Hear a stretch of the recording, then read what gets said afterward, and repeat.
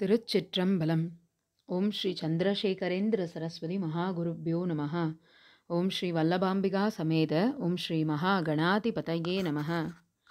அருவமும் உருவமாகி அநாதியாய் பலவாய் ஒன்றாய் பிரம்மமாய் நின்ற ஜோதி பிழம்பதோர் மேனியாகி கருணைகூர் முகங்களாரும் கரமது 12 கொண்டே ஒரு திரு முருகனாய் ஷண்முகனாய் ஷடாக்ஷரனாய் சரவண பவனாய் கார்த்திகேயனாய் உலகமுய்ய வந்து அங்கு உதித்ததுவே.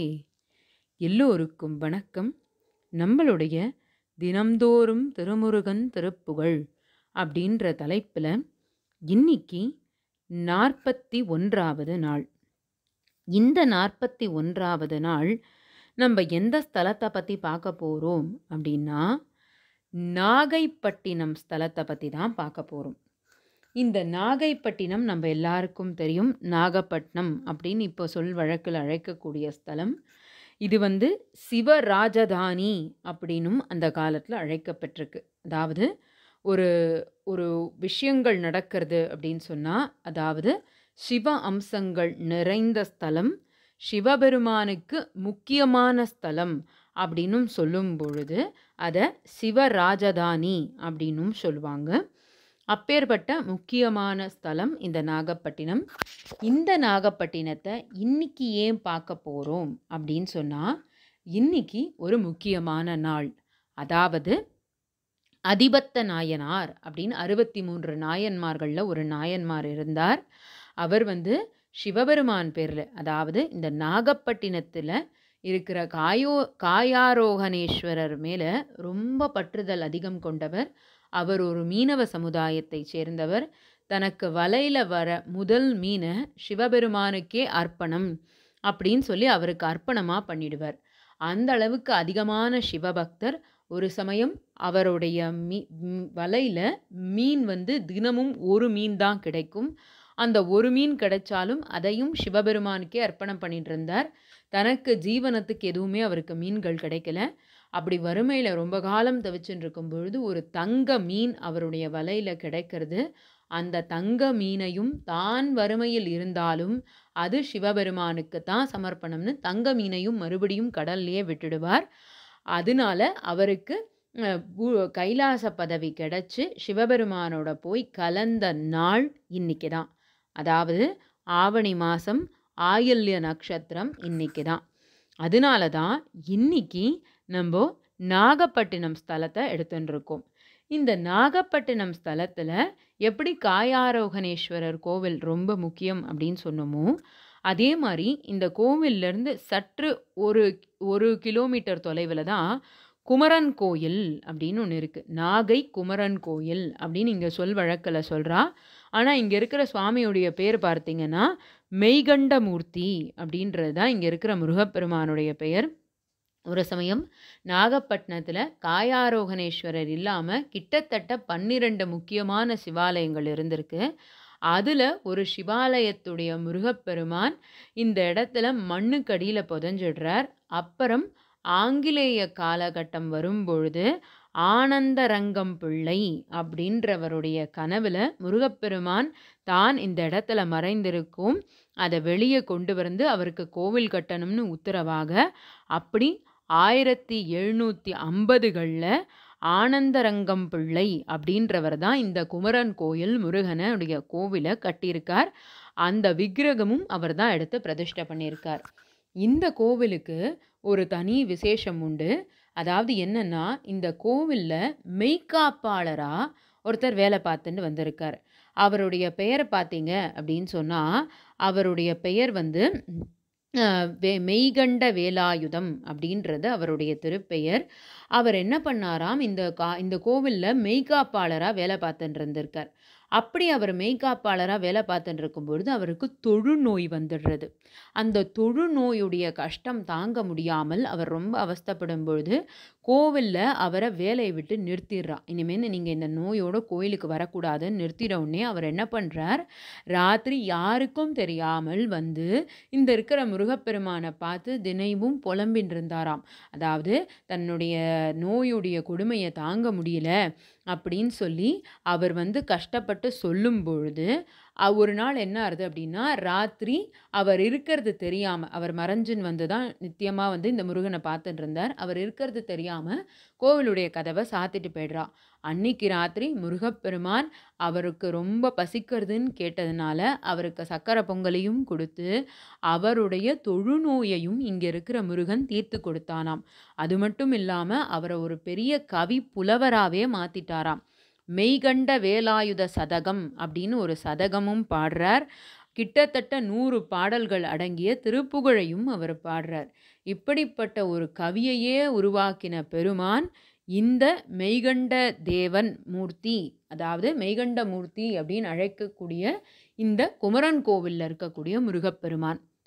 நாகப்பட்டினத்துல அருணகிரிநாதர் பாடின 3 திருப்புகழ் நமக்கு கிடைச்சிருக்கு. அந்த 3 திருப்புகழ்ல நம்ம இன்னைக்கு எந்த திருப்புகழ பத்தி பார்க்க போறோம் அப்படின்னா, விழுதாதெனவே அப்படின்னு ஆரம்பிக்கக்கூடியதான திருப்புகழ். இப்ப இந்த திருப்புகழ நான் இதை எப்பவும் போல 2 தடவ படிச்சு காட்டுறேன். முதல் தடவை என்னோட சேர்ந்து நீங்க பார்த்துண்டே வரலாம். 2வது தடவை என்னோட சொல்லி பழகலாம். 3வது தடவை நான் வந்து இந்த திருப்புகழுடைய அர்த்தத்தை சொல்றேன். அதனால அதிபத்த நாயனார் குரு பூஜை அன்னைக்கு நாகப்பட்டினம் ஸ்தலத்தை தெரிஞ்சுக்கிறது ரொம்ப புண்ணியம். அதனால தான் இன்னைக்கு இந்த திருப்புகழை நம்ம பார்க்க போறோம். அதுவும் இல்லாம ஒருத்தருடைய நோயையே தீர்த்து கொடுத்தவன் இங்க இருக்கக்கூடிய முருகப்பெருமான். இதை நான் சொல்லும் பொழுதே உங்களுக்கு அவருடைய படம் வந்திருக்கும். அழகான ஒரு முகமும் 4 கரங்களும் கொண்டு அழகா முருகன் நின்றுருப்பார். வள்ளியும் தெய்வ யானையும் பக்கத்துல சகிதமா நின்றுருப்பா. பின்னாடி மயிலும் இருக்கும். அந்த அளவுக்கு ரொம்ப அழகான முருகன் கோவில் இது. தன்னந்தனியா முருகனுக்கேன்னே இருக்கக்கூடிய கோவில். அடுத்த முறை நாகப்பட்டினம் போற சந்தர்ப்பம் உங்களுக்கு ஏதாவது கிடைச்சதுன்னா, தவறாமல் போய் இந்த முருகனை தரிசிக்கணும் நீங்க எல்லாருமே. இப்ப பாடலை பார்க்கலாம். விழுதாதெனவேன்னு ஆரம்பிக்கும். விழுதாதெனவே கருதாதுடலை வினை சேர்வதுவே புரிதாக விருதாவினிலே உலகாயதமே லிடவே மடவார் மயலாலே அழுது ஆகெடவே அவமாகிட நாளடைவே கழியாது உனை ஓதி அலர்த்தாளடியேன் உறவாய் மறுவோரழியா வரமே தருவாயே தொழுதார் வினை வேர்யோடரவே துகள்தீர்ப்பரமே தருதேவா சுரர்பூபதியே கருணாலயனே சுகிர்தா அடியார் பெருவாழ்வே எழுதா மறைமா முடிவே வடிவேல் இறைவா என யாழுடையோனே இறைவா எதுதா அதுதா தனையே இணை நாகையில் வாழ் பெருமாளே. இப்போ இந்த திருப்புகழை நான் இன்னொரு தடவை படித்து காட்டுறேன். விழுதாதெனவே கருதாதுடலை வினை சேர்வதுவே புரிதாக விருதாவினிலே உலகாயதமே லிடவே மடவார் மயலாலே அழுது ஆகடவே அவமாகிட நாளடைவே கழியாது உனையோதி அலர்தாளடியேன் உறவாய் மறுவோரழியா வரமே தருவாயே தொழுதார் வினைவேர்யோடரவே துகள்தீர் பரமே தருதேவா சுரர்பூபதியே கருணாலயனே சுகிர்தா அடியார் பெருவாழ்வே எழுதா மறைமா முடிவே வடிவேல் இறைவா என யாழுடையோனே இறைவா எதுதா அதுதாதனையே இணை நாகையில் வாழ் பெருமாளே. ரொம்ப அழகா இருக்கும். இதனுடைய அர்த்தத்தை இப்போ நான் சொல்கிறேன், நீங்கள் கேட்டுண்டே வாங்க. விழுதாதெனவே கருதாது உடலை வினை சேர்வதுவே புரிதாக.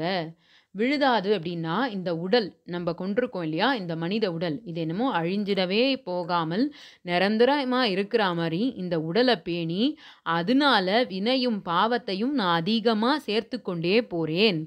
விருதாவினிலே உலகாயதம் மேலிடவே மடவார் மயலாலே. அழகான பெண்களை பார்க்கும் பொழுது அதில் நான் ஆசை கொண்டு உலக இன்பங்களை நுகர்வதிலேயே, அந்த ஆசைகளை அனுபவிப்பதிலேயே பெரிதாய் நான் நினைத்து கொண்டு அழுது ஆகெடவே அவமாகிட நாளடைவே கழியாது. இதிலேயே, அதாவது இந்த சிற்றின்ப ஆசைக்குள்ளேயே நான் அழுது வெம்பி நொந்து கிடக்காமல் என்னுடைய நாளானது இப்படியே கழிந்து விடாமல் உன்னை ஓதி உன்னுடைய திருப்புகழை நான் சொல்லி அலர்தாள் அடியேன் உறவாய். அலர் அப்படின்னா தாமரை. தாமரை மலர் மாதிரி இருக்கக்கூடிய உன்னுடைய 2 திருவடிகளையும் எனக்கு உறவாய் நான் வைத்துக்கொண்டு மறுவோர் அழியா வரமே தருவாயே. நான் என்றைக்கும் அதாவது உன்னுடைய திருப்புகழை பாடிக்கொண்டே இருக்கின்ற வரத்தை எனக்குத் தருவாயே. தொழுதார் வினை வேர் யோடறவே துகள் தீர்ப்பரமே. யாரெல்லாம் உன்னை வணங்குறாங்களோ அவங்க வணங்குறவங்களுடைய வினைகள் பாவங்களுடைய வேர்லேருந்து உருவிடுவானாம். என்றைக்குமே ஒரு செடியை மேலோட வெட்டினா வளர்ந்துட்டே வரும். ஆனால் அதை வேரோட பிடுங்கி போட்டுட்டோம் அப்படின்னு சொன்னால் அது வளரவே வளராது. அந்த மாதிரி முருகனை நம்ம வேண்டும் பொழுது நம்ம பண்ணியிருக்கிற பாவங்களுடைய வேர்லேருந்து உருவி எடுத்து அதை வெளியே தூக்கி போட்டுடுவானாம். அப்படிப்பட்ட என்னுடைய இறைவா தரு தேவா சூரர் பூபதியே கருணாலயனே, கருணைக்கு ஒரு உருவம்னு இருந்ததுன்னா அது நீதான் அப்படின்னு சொல்கிறார்.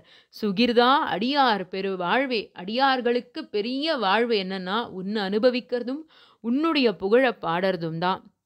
எழுதா மறை மா முடிவே வடிவேல் இறைவா எனை ஆளுடையோனே.